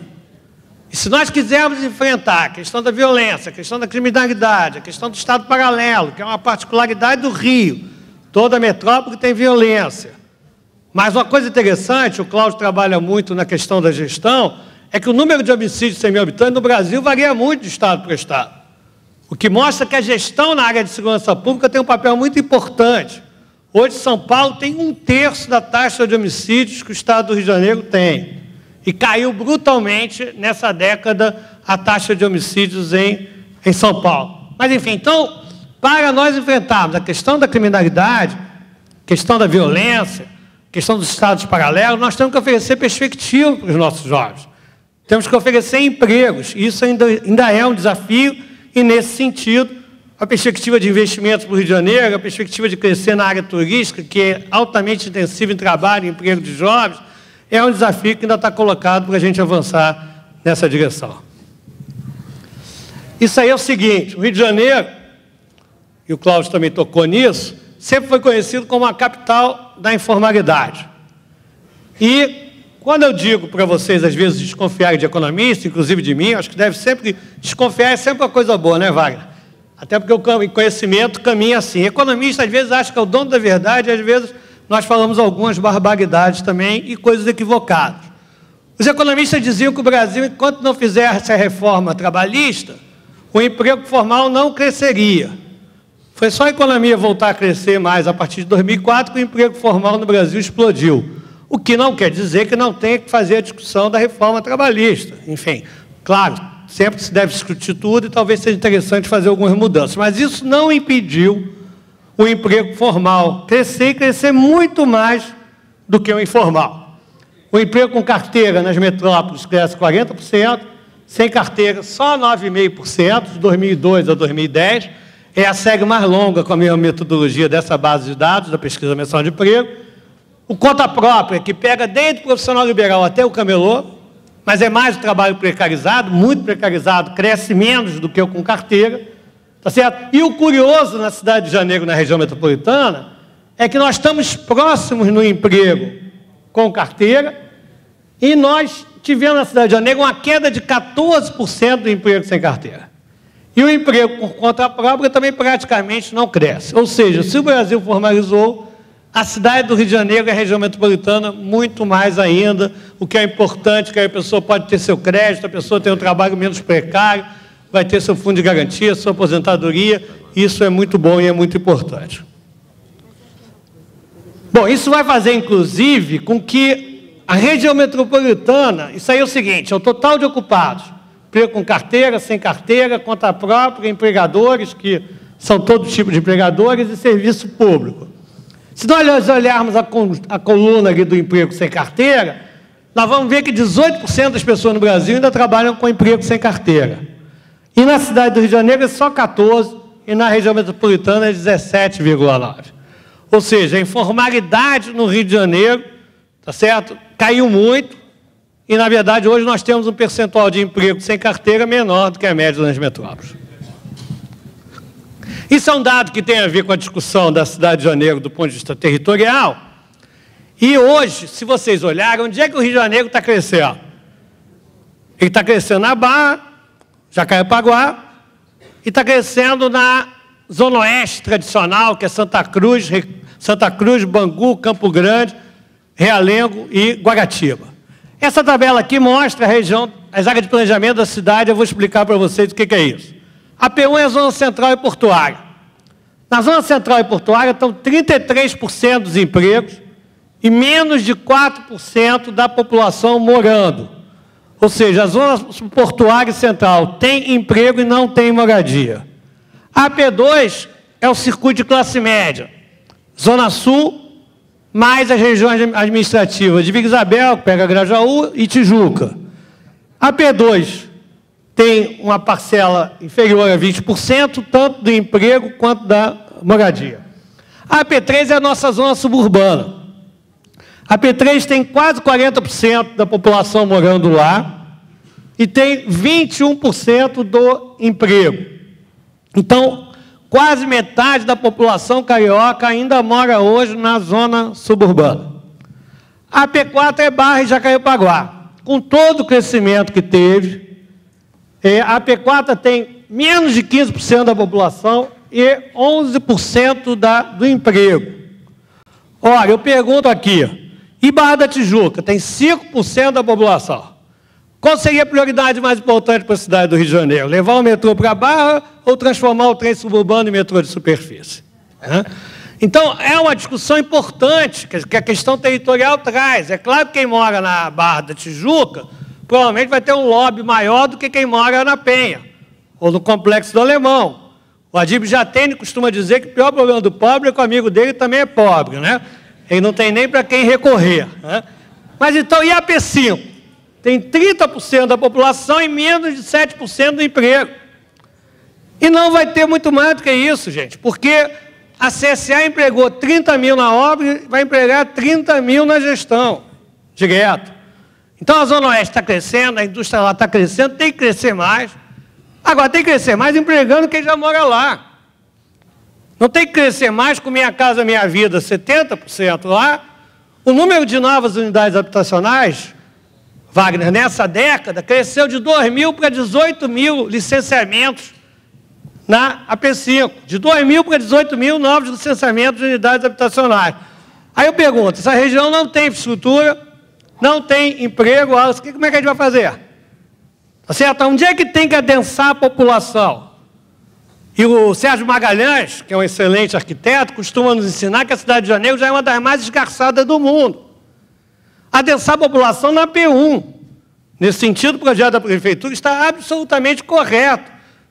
As pessoas têm que morar onde tem emprego, onde tem infraestrutura. O que puder na P3. Não tem nenhum problema ter prédio alto se tiver esgoto, se tiver condução, transporte de massa, né? E, além disso, esse ignorado é mais serviço público. A pessoa não classificou de onde é que estava o local, mas como é mais serviço público, a maioria é na P1. Então, a P1, na verdade, tem quase 40% da moradia, do emprego, e menos de 4%, desculpa, tem quase 40% da moradia, do emprego na P1, me enrolei agora, a P1 tem quase 40% do emprego e menos de 4% da moradia. Tem que adensar na P1, isso é uma coisa óbvia, eu acho que é uma coisa que a gente deve discutir. E a prefeitura já mudou muita coisa da Olimpíada da Barra para zona portuária, tem que mudar mais. O Barcelona foi um sucesso, por quê? Porque concentrou na região degradada central de Barcelona. Londres vai ser um sucesso, provavelmente, por quê? Porque está fazendo o mesmo. Então, nós temos que botar a Olimpíada a serviço da cidade, e não a cidade a serviço da Olimpíada. Então, as estratégias para frente, e teve o responsável por Barcelona com o prefeito, e disse o seguinte, depois que ganhou a Olimpíada, ninguém tira mais. Então, a gente tem que sentar com o COI, O nosso projeto entrou só na repescagem. Vamos ter a Olimpíada porque o Rio é bonito. E mais, qual foi a imagem do Rio de Janeiro que a gente vendeu quando conquistou as Olimpíadas? Foi o quê? O Cristo Redentor, o Corcovado. Nós vendemos a Zona Sul e Zona Central Carioca. Se a gente fizer tudo na Barra, é propaganda enganosa. Tá certo? Então tem que trazer para a região central. Vamos lá. Outro problema nosso. Nós temos uma periferia extremamente precária. Esses dados aí mostram o seguinte, o Cláudio falou em educação. Se a educação nossa é ruim, na periferia do Rio é muitíssimo pior.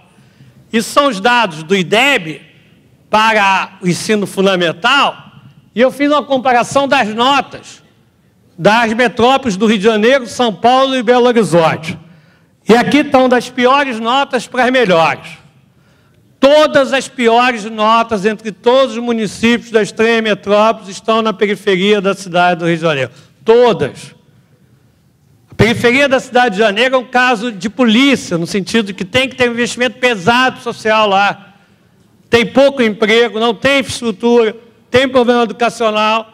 Enfim, então, a questão metropolitana no estado do Rio de Janeiro é uma questão absolutamente decisiva se nós quisermos pensar um crescimento sustentado e, na melhor hipótese, que o Cláudio colocou ali para nós. Pode, por favor.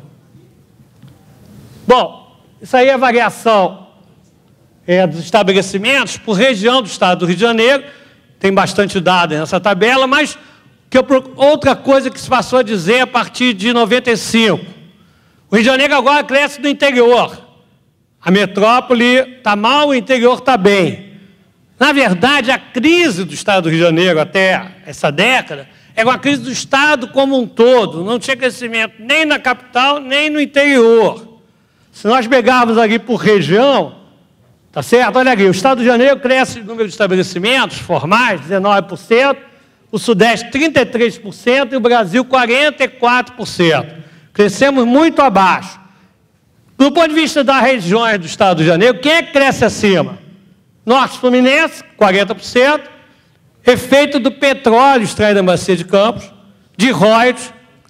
Com os royalties, as prefeituras ficaram com muito dinheiro para gastar, aumentou o comércio no município, aumentou o serviço, tem que investir mais, tem que ter mais investimento, como o Cláudio disse, para a gente ter sustentabilidade, mas a região norte cresce por causa de petróleo, fundamentalmente renda de royalties, porque o petróleo é extraído em alto mar.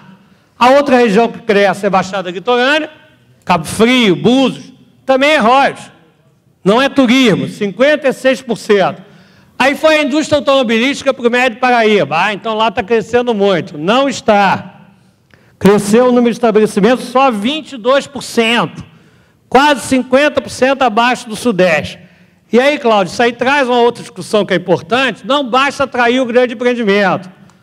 Ou a gente atrai o grande empreendimento e pensa a política para atrair o pequeno e médio estabelecimento. Por que que em Minas a Fiat deu tão certo? Porque você atraiu uma cadeia de fornecedores. Então nós temos que pensar a ideia do complexo produtivo, senão a grande empresa pode virar muito mais um enclave. E a Costa Verde cresceu muito, a indústria naval em Angra, o Porto de Itaguaí que vem crescendo, você tem também o turismo ali em Paraty. De fato, no interior fluminense, ou é royalties, ou é alguma coisa muito pontual, ou é a Costa Verde com dinamismo maior. Pode, por favor. Vamos lá, vamos lá. Esse dado é importante, para a gente não ficar falando só de desgraça. O Rio de Janeiro está melhorando, e aqui é a renda, na cidade e na metrópole. A renda aumentou nos últimos 12 meses 7%, na cidade do Rio e da metrópole, contra um crescimento no total das metrópoles de um pouco menos de 5%. Ou seja, na verdade, alguns indicadores o Rio já passou a média nacional, mas na maioria nós estamos ainda um pouco abaixo. Então vamos com calma, não é isso? Não está nada tudo resolvido e há muito desafio pela frente. Pode, por favor. Então vamos ver aí rapidamente um pouquinho da história disso. Por que o Rio de Janeiro ele saiu do trilho? Vai lá, por favor. O Rio de Janeiro, como eu tinha dito para vocês aqui, nasceu como porto e fortificação militar. Os portugueses descobriram que era interessante se fixar aqui em território brasileiro e a Baía de Guanabara, ela fecha na ponta, então ela é como se fosse um cofre forte, e aí o porto brasileiro foi construído aqui, a principal área militar também. Com isso, o Rio de Janeiro vira eixo logística brasileiro, vira o centro político, econômico e cultural da nação. Existe um historiador de arte chamado Júlio Argan, foi prefeito de Roma, e ele diz o seguinte: todo um país no mundo tem uma cidade que é a sua referência internacional. Quando eu penso Estados Unidos, eu não penso Washington, eu penso Nova York. Quando se pensa até hoje Brasil no exterior, se pensa mais Rio do que São Paulo, apesar de todo o poderio paulista. Então, na verdade, para o Júlio Argan, existe um conceito de qual é a cidade que é a referência internacional. É um locus da cultura do país, da política, das finanças. E o Rio de Janeiro se constrói como tal. O Rio de Janeiro se constrói como o eixo da capitalidade brasileira. Além de ser capital, nós nos construímos como uma referência nacional do país. E isso vai se consolidar com o Porto, depois com o crescimento do Rio de Janeiro como eixo de logística, e depois com a vinda da família real, o Rio sofre um choque de modernização e se consolida como eixo da capitalidade brasileira. Com isso vira a chamada cidade-capital, o locus querido de todos os brasileiros. Quem vem para cá costuma gostar e muitas das vezes não quer sair.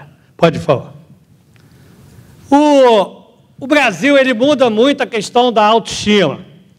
No século XIX, nós nos achávamos um pouco idiotas. Os europeus é que seriam os bacanas, e os Estados Unidos já crescendo, mas vem a Primeira Guerra Mundial, os europeus se matam à vontade, Barão do Rio Branco consegue ter uma política externa muito exitosa, surge a Semana de Arte Moderna, o tipo mestiço, vem Gilberto Freire, Sérgio Buarque de Holanda, Monteiro Lobato. O Brasil entra, como o Cláudio mostrou, numa trajetória de crescimento muito elevada, e a autoestima brasileira vai lá para cima. E, na verdade, essa autoestima ela é muito simbolizada no Rio de Janeiro, nesse período 20-60. Nós entramos num período de autoestima e de prosperidade, que depois, na verdade, a partir dos 80, com a crise, isso muda muito, né? Nós passamos por um período de baixa autoestima, espero que a gente esteja recuperando a autoestima agora, isso é importante, processo de desenvolvimento. E eu costumo provocar um pouquinho o Diego Mainardi, e digo o seguinte: o Diego Mainardi, com o discurso que ele faz contra o brasileiro, nos anos 50 ele morreria de fome. Ou, como ele é um rapaz inteligente, esperto, talvez ele fizesse um discurso um pouquinho diferente. Mas o fato é que o Rio de Janeiro ele era o locus do Brasil que fazia sucesso e que crescia. E nós achávamos, na linha do que o Cláudio colocou novamente, que tínhamos feito um pacto com a eterna prosperidade. Isso começa a mudar a partir do momento que a capital sai do Rio de Janeiro. E o antigo estado do Rio também, quer dizer, com essa história do Rio de Janeiro, o que dava dinamismo ao Rio? Ser sede de empresa privada, a Shell veio para o Brasil, veio para cá, outras empresas, sedes estatais, BNDES, sede do poder político, tá certo? Sede da cultura, do cinema novo, da bossa nova. Então, o Rio de Janeiro, todo o dinamismo dele vinha dessa trajetória nacional. E o antigo estado do Rio? Depois da perda do complexo cafeeiro, igual. O que cresce no antigo estado do Rio? CSN, empresas estatais, fabricação de motores, Alcas, refinaria Duque de Caxias, o antigo estado do Rio servindo o mercado consumidor da capital da República. Quando a capital sai, perde a cidade, perde o antigo estado do Rio, tão ou mais do que a cidade de Janeiro, por ser, inclusive, menos estruturada. Com isso, nós, na verdade, sofremos o que o Paul Krugman, com excelente economista, prêmio Nobel, sugiro fortemente ler os artigos dele que costumam ser reproduzidos nos principais jornais brasileiros. O Krugman diz o seguinte: por que uma região ela tem sucesso, tem prosperidade, e de repente ela muda? Por que regiões são dinâmicas e regiões não são dinâmicas? E o Krugman vai dizer o seguinte: olha, toda região tem fatores que geram dinamismo econômico e fatores que levam à estagnação. Quais são os fatores que geram dinamismo econômico? Educação, infraestrutura, tá certo? Beleza natural, quais são uma situação portuária, o que leva à estagnação? Quer dizer, o Krugman vai dizer o seguinte: tem coisas que expulsam, são forças centrífugas, e tem coisas que atraem, que são forças centrípetas. Enquanto as forças que atraem forem maiores, capital humano, infraestrutura, beleza natural, a capital do país, porto, a região acumula prosperidade. Na hora em que as forças centrífugas forem mais importantes, essa região pode entrar numa trajetória de estagnação. Quando houve o 11 de setembro em Nova York, o Krugman disse o seguinte: se houverem outros atentados terroristas em Nova York pode bifurcar e entrar numa trajetória de decadência e deixar de ser cidade mundial por excelência. Eu acho que o Rio de Janeiro, com a perda da capital, sofre uma bifurcação em 60, e as forças centrífugas que são aqui expulsam passaram a ser mais importantes do que as centrípetas, que são as que atraem. Pode falar. E o Krugman usa o Myrdal, que é prêmio Nobel também, e o Myrdal vai ter um conceito de causação circular cumulativa. Sucesso ajuda a ter mais sucesso, fracasso ajuda a ter mais fracasso. Né? Um time de futebol está ganhando, tudo dá certo. Né? Começa a perder, como o meu Flamengo, começa tudo a dar errado. Né? E, muito engraçado, Wagner, que Turim, tinha um time lá, o Turino, que o avião bateu, tinha sido campeão da Itália, parece que 8 ou 9 vezes seguidas, e o avião bateu num daqueles morros lá dos Alpes, e, na verdade, se não me engano, o Turim nunca mais ganhou um único campeonato italiano. E a seleção italiana também não ganhou a Copa. Pois é. E entrou na causação circular cumulativa negativa. Ou seja, o Rio vinha na causação circular cumulativa positiva até 60 e depois entramos numa trajetória decadente no sentido inverso. E o Richman, que o Krugman também usa, é um economista importante, que muitos brasileiros seguem bastante ele, como, por exemplo, Zé Serra. E o Richman vai trabalhar muito essa ideia da questão social, da questão da autoestima, da questão histórica e da necessidade de complexos produtivos. Ou seja, como é que eu atraio não a empresa, mas um conjunto de empresas? Como é que eu trabalho a ambiência? Pode ir, que eu já estou demorando muito. Bom, o Rio de Janeiro perde a capital, tínhamos pouca reflexão regional como temos até hoje. O Lacerda ele foi extremamente modernizador, mas eu costumo defender, apesar de ser muito amigo do Rafael de Almeida Magalhães, que foi vice do Lacerda, amicíssimo até hoje, eu acho que o Lacerda ele foi um equívoco do ponto de vista estratégico.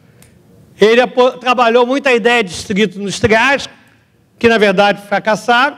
Santa Cruz só começa a crescer agora o seu distrito industrial, e sem me alongar muito, eu acho que isso é muito fruto do lobby da Federação Industrial à época, e do fato de que o Lacerda achava que a capital não sairia de fato do Rio, então o setor serviço continuaria aqui, e a questão era apostar na indústria, que o Rio de Janeiro vinha perdendo a cidade, participação industrial. Eu acho, por exemplo, que foi um equívoco o Banco Central ter saído do Rio de Janeiro. Até hoje, o Federal Reserve está em Nova York, não está em Washington. Se vocês verem a entrevista do Otávio Gouveia de Bulhões, perguntar bem, por que o Banco Central saiu do Rio? Ô, Mauro, mas explica que isso não foi o Lacerda, né? Não, claro que não. Mas como o foco era a indústria, né? Na verdade, não tinha esse olhar do Rio de Janeiro. Não era do Lacerda, era do Rio de Janeiro como um todo. E nós, na verdade, não avançamos na indústria e fomos perdendo o setor financeiro. Até hoje, a SUSEP está no Rio. Metade do setor segurador está no Rio de Janeiro. Então, aonde está a agência reguladora é uma questão importante e talvez uma boa parcela do setor financeiro tivesse permanecido no Rio de Janeiro. Eu coloco isso só para apontar que nós temos que aprofundar a reflexão e o debate sobre as estratégias do Rio de Janeiro para não ficarmos a serviço de lobby e não entrarmos em estratégias equivocadas.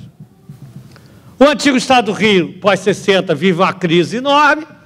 O Roberto Silveira, que era uma liderança ascendente lá, tinha sido eleito em 58, morre, assume o vice-presidente, o vice-governador, que não era muito bem visto.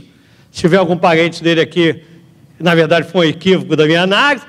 Mas o fato é que, se o Lacerda modernizou a Guanabara, o antigo Estado do Rio teve péssimos governadores, a partir do golpe de 64, interventores, cada um ficou só 2 anos, terminou com o Raimundo Padilha, líder integralista, que dizem também que o filho dele fez os capetas. Se tiver algum parente também, eu devo estar errado. Mas a desestruturação do antigo Estado do Rio, nesse período, foi muito pesada. Pode, por favor. Bom, o Rio de Janeiro ele teve 2 trajetórias na política.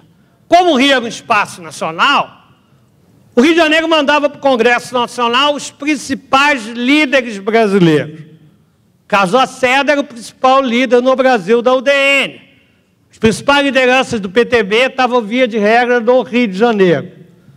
E o que ocorre é que, quando vem o golpe de 64, no Rio de Janeiro não só a esquerda foi caçada, mas o lacerdismo também. Porque o Lacerda não apoiou o movimento de 64 por os militares ficarem no poder. Foi para ele ir ao poder. Só que o poder é gostoso, não é isso? Tem o Márcio Moreira Alves, que uma vez disse que o Alckmin, que foi ministro da Fazenda, falou para ele: você sabia, meu filho, que um dia eu já fui bonito? E o Alckmin era feio para danar, né? Aí o Márcio perguntou para o Alckmin: mas quando que você foi bonito? Quando eu era ministro da Fazenda. Então o poder dizem que é gostoso, os militares chegaram, resolvem ficar, o Lacerda briga com eles, e o Lacerda e todos os seus seguidores também são caçados. O que sobra no Rio de Janeiro? O Rio localista e fragmentário. Tinha na política da cidade de Janeiro, que tinha muito pouca importância, porque o prefeito era nomeado. Normalmente o poder legislativo, ele vota uma lei, se essa lei for vetada pelo poder executivo, volta para o legislativo e o legislativo pode derrubar o veto. A Câmara dos Vereadores da cidade de Janeiro, se ela votasse a lei orçamentária da cidade, se o prefeito nomeado vetasse a lei orçamentária da cidade, isso ia para o Senado Federal analisar o veto, não era para a Câmara dos Vereadores. Então a Câmara dos Vereadores não tinha importância nenhuma. E a Câmara dos Vereadores era muito fragmentada, políticos sem importância, e quando o Rio Nacional é caçado, sobra o Rio localista fragmentário, o primeiro líder, o Dr. Chagas Freitas, que Deus o tenha, que acho que foi um político que inaugurou uma lógica clientelista no Rio de Janeiro, que ainda persiste até hoje numa boa medida. Quando a Rosinha foi eleita, ela disse uma frase que para mim foi ótima, para a minha tese, que ela disse o seguinte: no Rio de Janeiro, depois do chaguismo e o brisolismo, por que não o garotismo? Né? Olha, que brilhante frase da ex-governadora. Mas isso aí é o quê? Exatamente uma lógica clientelista que se naturalizou, Cláudio, ela chegando a nem perceber a bobagem que ela tinha dito. Perguntaram para o Alckmin, quando o Mário Covas morreu: vai ter Alckmin em São Paulo? Falou: não, eu sou contra a política personalista. Nem sei se é. Mas é que é uma ambiência, quer dizer, política diferente, que não permite que se fale uma barbaridade dessa. Né? Pode, por favor. Então, o Rio de Janeiro ele passa a ter uma particularidade ruim, e essa lógica política é do não concurso público. Até a entrada do atual governo não se fazia concurso público na Secretaria de Fazenda, desde os anos 80. Supermercado, uma parcela, não pagava imposto. Então, você vai criando toda uma lógica extremamente desestruturante. E um marco de poder extremamente complicado, e que, graças a Deus, começa a ser rompido. Não é à toa que o Álvaro Lins está preso, que outros aí também estão presos, né? E você teve uma lógica política que ela foi se ampliando e se consolidando no mau sentido, que a gente começa a ter uma ruptura com ela, e ainda temos que trabalhar bastante essa questão. Pode, por favor. O Rio de Janeiro, vai lá, bota todo mundo aí. Sem querer criticar, e já criticando. Mas o Faria Lima foi um ótimo governo. A fusão ela foi feita de forma exemplar. A fusão hoje, se mandar levantar a mão aqui, a maioria vai dizer que a fusão foi uma das grandes causas da crise do Rio de Janeiro. Eu tomo a liberdade de humildemente discordar. E por quê? Porque, na verdade, a fusão foi bem feita. Faria Lima fez a fusão bem feita. O único livro que tem sobre isso é da Ana Maria Brasileira, 79, que é otimista com a fusão. Mas o que ocorre? Ocorre primeiro que depois vem a crise dos anos 80, e o gasto público no Rio ainda era muito importante, e a fusão vira uma genia. Segundo, Faria Lima tinha horror à política, o Chagas continua mandando, e ao final do governo Faria Lima, o seu grupo retorna com toda a força, e a lógica clientelista retorna, e daí nunca mais saiu. Na verdade, sinceramente, na minha avaliação, às vezes, se a pessoa for mais conservadora, como queríamos chamar, vai dizer que a culpa do Rio de Janeiro foi do Brizola, Rosinha e Garotinho. Se for mais de esquerda, vai dizer que a culpa foi do Moreira e do Marcelo. Eu, sinceramente, eu acho que é uma grande continuidade. Às vezes a gente fala que falta continuidade administrativa. Eu acho que aqui ocorreu continuidade no mau sentido do termo. Quem dera tivesse tido menos continuidade, né? E aí você vai, na verdade, desestruturando o Estado do Rio de Janeiro, e os dados, os números são aqueles que a gente mostrou. Vamos lá, por favor. Bom, eu acho que a entrada do atual governo, isso começa a mudar. Tive uma conversa com o Beltrame, logo que ele assumiu a Secretaria de Segurança, e o Beltrame, pela primeira vez, você tem um secretário de Segurança no Rio de Janeiro, depois de muitos anos, que não é candidato a deputado. E o Beltrame chegou para mim e falou o seguinte, uma conversa que a gente teve lá no iniciozinho do governo, fazendo um trabalho para a FEComércio, fomos lá conversar com ele, falou, Mauro, eu já vi que você gosta de acompanhar também a política do Rio, dá uma olhada, quem teve aqui de chefe da polícia ou secretário de segurança, que foi só o candidato e foi eleito ou não, vê onde essa pessoa teve voto. Vocês podem fazer esse exercício. Via de regra, a área de milícia e de tráfico. Então, na verdade, a polícia do Rio de Janeiro também tinha ido em boa medida para o crime. 70% dos policiais, olha, do Rio de Janeiro, morrem em dia de folga. É muito azar, não é não? E aí alguns dizem que é bico. Bico não mata tanto assim. Infelizmente, uma boa parte disso é crime. É crime. Como é que você tem território liberado? Teve algumas favelas que foi um passeio ao PP entrar. Um passeio. Então não entrava porque não queria. É claro que tem que entrar e ficar, isso é caro, tem que ter polícia lá, mas, na verdade, isso é fruto de uma determinada lógica política. Então, o governador Sérgio Cabral ter acabado com as nomeações politiqueiras na área de segurança pública, na área fazendária, foi fundamental. E temos que avançar nessa questão e na reestruturação da máquina pública do Estado do Rio de Janeiro, como a Macropan já apontava no seu planejamento estratégico. Pode falar. Bom, segurei. O Rio de Janeiro, eu acho que ele tem que ter prioridade. Uma coisa clara para o Rio de Janeiro é entretenimento, que eu chamo de primeiro complexo, do ponto de vista econômico, prioridade, é o complexo de entretenimento, esporte, a mídia, cultura e turismo. O Rio é a cidade da festa, é o Réveillon de Copacabana. Então, essas áreas são muito fortes no Rio de Janeiro. Quando a gente pega entretenimento, esporte, cultura, o emprego na cidade de Janeiro é quase igual a São Paulo. Apesar de São Paulo ter o dobro de emprego da cidade de Janeiro. Segundo, petróleo e gás. Algum tempo atrás, Cláudio, a Secretaria de Desenvolvimento criou a coisa Rio Além do Petróleo. E eu, para provocar o nosso amigo Júlio, eu digo que agora é Rio mais petróleo. Né? A Prefeitura da cidade de Janeiro fez umas contas. Nós podemos gerar com o complexo petróleo e gás, na cidade do Rio de Janeiro, 5 vezes mais emprego até 2016 do que com a Olimpíada. Atenção, a cidade do Rio de Janeiro, 5 vezes mais emprego com o petróleo e gás do que com as Olimpíadas. É a engenharia, é a indústria naval com a parte está aqui, é a Ilha do Fundão com centro de pesquisa.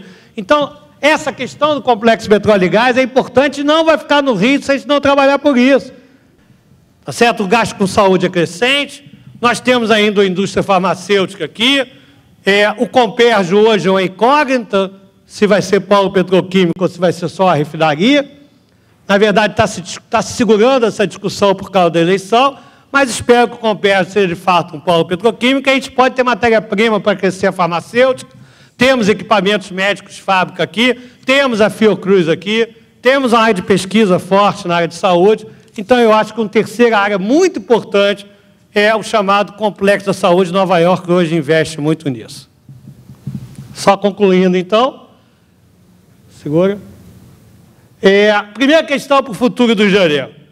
Temos que reestruturar o setor público. A Secretaria de Fazenda não arrecadava para ela. A polícia, muitas das vezes, não tomava conta do cidadão, assaltava. Quer dizer, essas coisas que aconteceram recentemente, isso não é um pouco fruto desse período anterior que está mudando fortemente. Tá certo? Outro dia eu conversava com o pessoal da área de funcionários do governo do Estado. A Turis Rio tem 3 técnicos. 3 técnicos. A área de base de dados do governo do Estado do Rio de Janeiro não tem um estatístico nem um demógrafo. Então, na verdade, a máquina do Estado do Rio de Janeiro faliu. E o desafio que o atual governo está fazendo, e que vai ter que continuar, a sociedade também tem que pressionar, é dar continuidade à reestruturação do setor público iniciado no atual governo. A questão de ter uma política por região da cidade, definir prioridades, como eu apresentei, não tem saída para o Rio se não tiver uma governança metropolitana, que eu acho que tem que ser uma agência pública, tá certo? Porque tem que ter recursos, tem que atrair os municípios para parcerias através de recursos, e a questão dos mega eventos, a gente tem que estar definindo como é que a cidade de Janeiro vai se apropriar.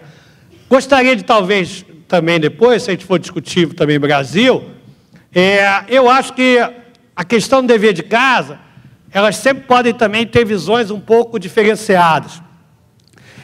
Nos anos 40, no Brasil, teve um debate bastante grande entre o Eugênio Goudin, que era da Fundação, hoje depois vinculado à Fundação Getúlio Vargas do Rio de Janeiro, e o Roberto Simons, que foi o intelectual paulista e criador da Federação das Indústrias de São Paulo. Na época, o Roberto Simons defendia a industrialização e o Eugênio Goudin defendia a liberdade de mercado, simplesmente que a vocação do Brasil seria de produção agrícola. Na época, quem ganhou o debate foi o Roberto Simons, do ponto de vista político, o BNDES foi criado, e acho que para o bem do Brasil e que foi muito bem sucedido. Recentemente, o governo federal ampliou os recursos do BNDES. Teve uma polêmica brutal. Sinceramente, eu acho que aí muita gente fala da transparência. Eu acho que não é disso que se trata. O debate deve haver intervenção do governo na atividade econômica ou não? É um debate que a gente tem que levar com maturidade. Se você achar que deve ter intervenção, o BNDES tem o papel, sim. E ampliar os seus recursos foi positivo. É claro que a gente tem que ver como é que isso vai ser usado. Banco do Brasil. Presidente Lula, presidente eleito, no início da crise em 2008, no final de 2008, o Banco do Brasil, a pessoa que presidiu o Banco do Brasil disse que não tinha que ampliar crédito, não. Que isso seria uma loucura. O presidente e o governo demitiram o presidente do Banco do Brasil, a mídia teve uma histeria, disse que o Banco do Brasil ia quebrar. Nunca o Banco do Brasil teve um lucro tão grande em toda a sua história, e a ação anticíclica do governo federal foi muito importante no período de crise em 2009. Mas isso também é um debate que passa também pela visão de mundo. Então, é óbvio que você tem que melhorar a questão do gasto público, a estrutura tributária brasileira tem que diminuir, ela é muito complexa. Às vezes, Cláudio, eu brinco com meus alunos que eles vão fazer advocacia e advogado da área tributária ganha muito dinheiro no Brasil pela complexidade da estrutura tributária. Tudo que você mude tem ganhadores e tem perdedores. Essa questão é importante, né? Mas eu gostaria também de agregar o que o Cláudio colocou, dois gargalos que eu acho muito importantes. Juros. O Brasil tem a maior taxa de juros do mundo, nada justifica isso, eu acho que isso tem a ver com a nossa história de inflação, e é claro que o setor financeiro perde se o juro cair. Tem uma entrevista do Zé Serra na terça-feira, em que ele mete o malho no Meirelles, curiosamente, então existem visões divergentes, e ele diz o seguinte: é curioso que o campo flutuante do Brasil só flutua para baixo, né? E eu acho que, de fato, você tem também uma taxa de câmbio sobrevalorizada, quer dizer, isso tira a competitividade das exportações, é bom porque a gente atrai equipamento barato, mas também quebra muita empresa instalada no Brasil. E a taxa de juros muito alta atrai capital. Atrai capital, aumenta a oferta de dólar, o dólar fica mais barato, o que é bom para a classe média viajar para o exterior, é a prata dulce, mas, às vezes, isso a médio e longo prazo também pode ter uma coisa que não é positiva. Ou seja, concordo com os pontos colocados pelo Cláudio, mas eu colocaria aqui a questão cambial e a questão da taxa de juros, e só dizer uma coisinha a mais. O Banco Central também erra. No início da crise, em 2008, no final de 2008, o Banco Central ainda falava em inflação de demanda e aumentou a taxa de juros. O Serra diz que isso é uma coisa tão ridícula que merece uma dissertação de mestrado para analisar tal avaliação tão esdrúxula que o Banco Central, com todos os seus sábios, tomou naquele momento. Obrigado, isso é só para apimentar um pouco o debate e agradeço a oportunidade. Como eu falei, nós teríamos brindado com duas excelentes palestras que nos levam a muitas reflexões. Mas, ao mesmo tempo, tem sempre os dois lados, os cenários, né? E também, no caso aqui, as perspectivas, as circunstâncias da realidade. Eu estou recebendo 3 orientações aqui. A primeira que, complementando estas duas palestras que tivemos, vamos ter agora, logo depois, a palestra do Rui César Miranda Reis, que vai nos brindar, certamente, com o tema que foi muito discutido por ambos, a questão das Olimpíadas de 2016, Copa do Mundo, a perspectiva que se coloca no Rio de Janeiro e que o secretário municipal, exatamente dessa área, que tem atuado tão decisivamente na inserção dessa atividade, vai nos brindar agora. Mas tem, por outro lado, outra vantagem. Vocês vão ter o alívio de não ter o meu comentário aqui de contrapontos. E gostaria de fazer muitos. Vocês estarão livres disso. Mas a frustração que vocês terão.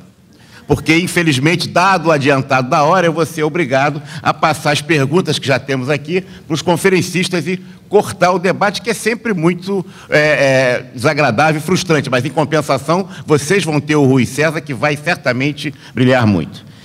E, portanto, queria declarar encerrada a sessão e agradecer e lamentar, efetivamente, não podermos fazer as perguntas. Eu sou obediente aqui à orientação.